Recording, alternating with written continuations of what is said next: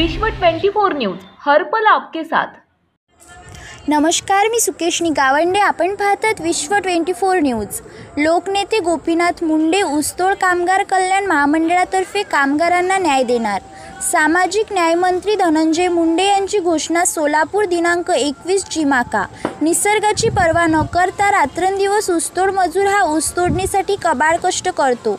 अंधारात पहाटे उठून ऊस तोडून साखर कारखान्यांना पोहोच करण्याचे काम करतो। लोकनेते गोपीनाथ मुंडे ऊसतोड कामगार कल्याण महामंडळातर्फे ऊसतोड कामगारांना न्याय मिळवून देणार असल्याची घोषणा सामाजिक न्याय व विशेष सहाय्य विभागाचे मंत्री धनंजय मुंडे यांनी केली।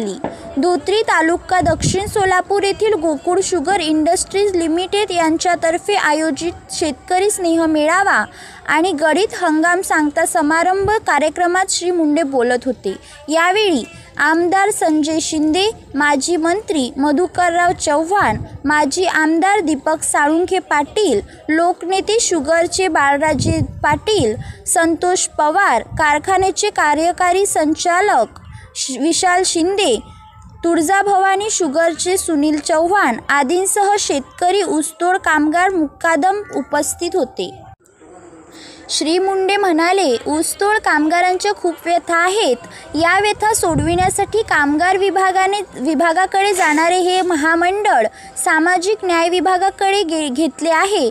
महामंडळाच्या माध्यमातून प्रत्येक नोंदणीकृत कामगारांचा विमा उतरविला जाणार आहे। महिलांच्या आरोग्याची काळजी घेतली जाणार। ऊसतोड कामगारांच्या मुलामुलींच्या शिक्षणासाठी प्रत्येक तालुक्यात वसतिगृहांची उभारणी करण्यात येत आहे। यासाठी ऊसतोड कामगारांनी महामंडळाकडे त्वरित नोंदणी करून घेणे आवश्यक आहे। प्रति टन 10 रुपये कामगारांनी महामंडळाकडे जमा केल्यास शासन 10 रुपये देणार आहे। त्यातून कामगारांचा विकास करण्याचे शासनाचे धोरण आहे। महामंडळामार्फत साखर कारखान्यांच्या सहकार्याने 100% ऊस तोडणी कामगार मुकादम वाहतूकदारांची नोंदणी करण्यात येणार आहे। त्यांना ओळखपत्र, बांधकाम कामगारांच्या धर्तीवर कल्याणकारी योजना व सामाजिक सुरक्षा लागू करण्यात येणार असल्याचेही श्री मुंडे यांनी सांगितले। गोकुळ शुगरने मराठवाड्यात असलेल्या अतिरिक्त ऊस आणून विक्रमी 7,71,000 मेट्रिक टन गाळप केले आहे। अडचणीत असलेल्या शेतकऱ्यांना संकटात मदत करायला हवी। महाविकास आघाडी शासनाने शेतकऱ्यांना ऐतिहासिक कर्जमाफी दिली आहे। कोरोना संकटात नियमित कर्ज भरणाऱ्या शेतकऱ्यांनाही लाभ दिल्याचे सांगितले।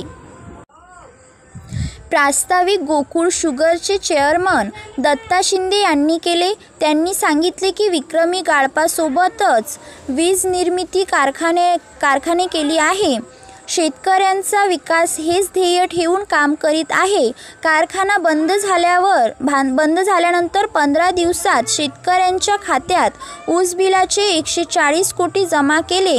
उर्वरित 3,60 लाख लवकरच जमा करीत आहे। यावेळी माजी मंत्री श्री चव्हाण, कारखान्याचे व्यवस्थापकीय संचालक कपिल शिंदे, व्यंकट मोरे यांनीही विचार व्यक्त केले। यावेळी श्री मुंडे यांच्या हस्ते कृषी प्रदर्शनाचे उद्घाटन करण्यात आले।